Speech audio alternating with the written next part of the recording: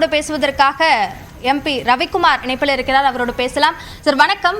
தற்போது இந்த சந்திப்பிற்கு பிறகாக திருமாவளவன் சில தெளிவுகளை கொடுத்திருக்கிறார். இருந்தாலும் தன்னுடைய நிலைப்பாட்டிலிருந்து மாறியிருக்கிறார் என்ற ஒரு கருத்தும் கூட சொல்லப்படுகிறது. இது பற்றி உங்கள் கருத்து? எங்களுடைய நிலைப்பாடு மது ஒழிப்பு தேசிய கொள்கையாக அறிவிக்கப்பட வேண்டும். அதற்கு தமிழ்நாடு அரசு, ஒன்றிய அரசை வலியுறுத்த வேண்டும். அதுபோல தமிழ்நாட்டிலே மதுக்கடைகள் ஒரு கால அட்டவணைப்படி கொஞ்சம் கொஞ்சமாக மூடப்பட வேண்டும். அதனுடைய வருவாய் இலக்கையும் குறைக்க வேண்டும் என்பது எங்களுடைய நிலைப்பாடு. அதற்காகத்தான் இன்னைக்கு மாநாடு நடத்துகிறோம்.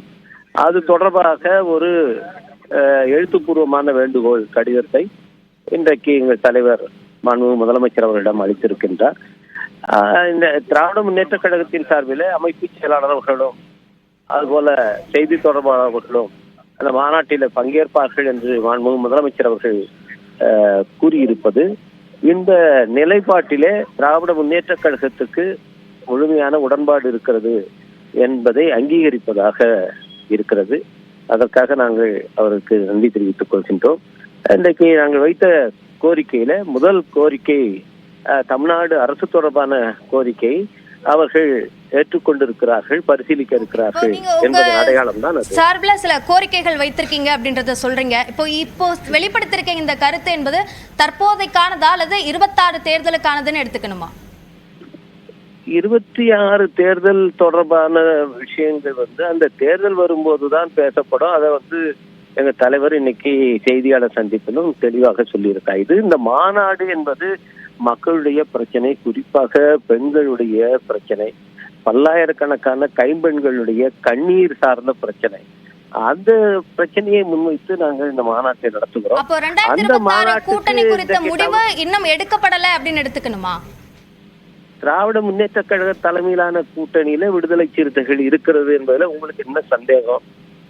அந்த சந்தேகம் உங்களுக்கு எதுக்கு வருகிறது? இது திராவிட முன்னேற்ற கழக தலைமையிலான கூட்டம் மட்டும் இல்ல, இந்தியா கூட்டணி என்று இந்திய அளவிலான கூட்டணியிலும் திராவிட முன்னேற்ற கழகம் விடுதலை சிறுத்தைகளும் பங்கேற்றிருக்கிறது.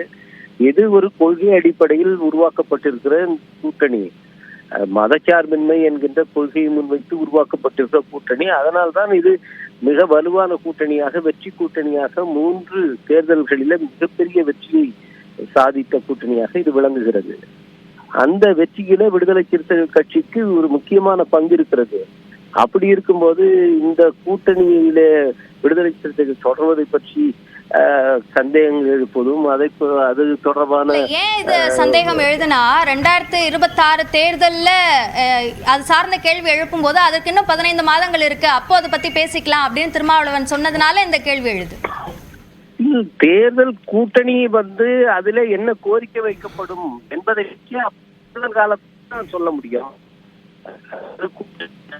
அந்த கூட்டணியில எவ்வளவு இடங்கள் பேசுவாங்க அல்லது என்னென்ன கோரிக்கைகள் வைக்கப்படும் என்பது அந்த தேர்தல் நேரத்துல தான் அதை சொல்லப்படும். அதுதான் எங்க தலைவர் சொன்னாங்க. அதனால இல்லை என்றோ வெளியில இருந்து நாங்க பேசுறோம், கூட்டணிக்குள்ளார இருந்து தான் அதை பேசுறோம். தேர்தல் நேரத்துல அது தொடர்பான எங்களுடைய